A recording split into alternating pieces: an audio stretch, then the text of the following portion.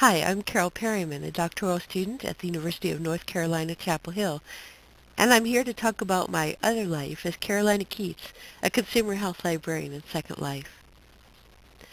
As a doctoral student, I'm taught to ask when I propose a topic for research or evaluate the work of others, why does it matter?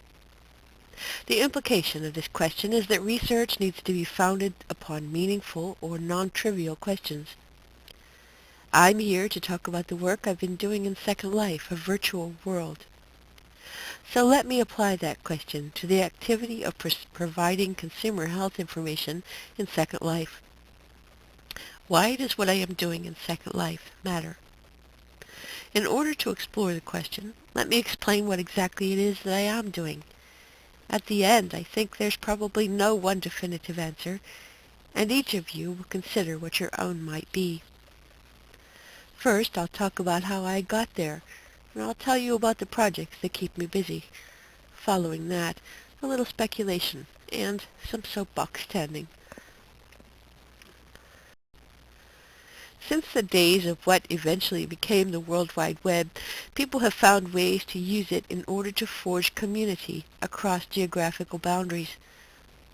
And at the same time, pioneers like Howard Rheingold and Barry Wellman wrote about their experiences.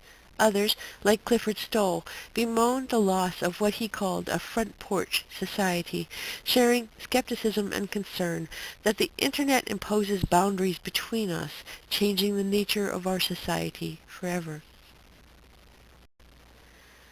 So then here comes Web 2.0, which encapsulates the idea of the proliferation of interconnectivity and interactivity of web-delivered content. According to Wikipedia, itself a fine if disputed application exemplifying user-created interactive content. According to Dean Guistini, who runs an academic blog on searching, Second Life is now among the top most frequently mentioned medical web services online now. Never mind the fact that it's not itself, of course, a medical web service. Here, though, is a web-based application marketed as a build-it-yourself space where one can network with people all over the world. To be honest with you, I've seen a lot of skepticism about virtual worlds and their use for activities other than role-playing. Comments, for example, about being too busy with a first life, about how our being here is a waste of time and resources when both are in short supply. Isn't it really just playing with Barbie doll avatars? Research on computer-mediated communication has for some time led to realizations that interpersonal behavior in online communities is anything but unidimensional. People might come to Second Life to build homes, to engage in, hopefully, harmless flirtation, but once they're active in a social community, information sharing can include issues of health, education, and psychosocial support. In other words, real life. My own tale is an example of this. There's always a beginning to the story, and it always goes back farther than we have time to tell. So we tend to pick one arbitrary starting place. My own begins by saying, I'm not a gamer. I'd never thought of doing anything with Second Life. I'd never heard of it. I do have a background in conducting research in a web-based health support forum, having studied a smoking cessation site called quitnet.com, where I became very interested in consumer health decision-making and peer support online. But in fact, I was immersed in my lit review focused on evidence-based practice when a good friend and former colleague from a hospital library in Illinois, now Director of Innovation at the Alliance Library System, Lori Bell, began to tell me about this strange thing, Second Life. She and I had kept in touch, sharing involvement with distance education and professional development.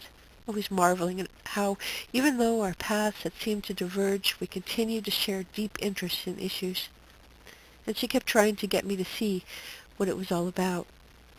I kept saying, I don't have time, Lori, but she's persistent, and she wrote the grant that would fund Health Info Island. I honestly thought I'd be staffing the virtual equivalent of a reference desk, like a sort of extended instant messaging reference service. Instead, I found myself building, planting trees and flowers, flying and learning.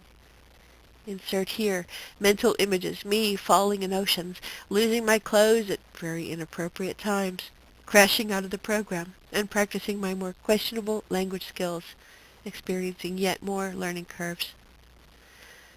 2. I found myself reflecting on the profession of librarianship, inevitably contrasting perceptions gained from decades of real-world library experiences, and all I knew with what I was learning in this curious, created world, Second Life.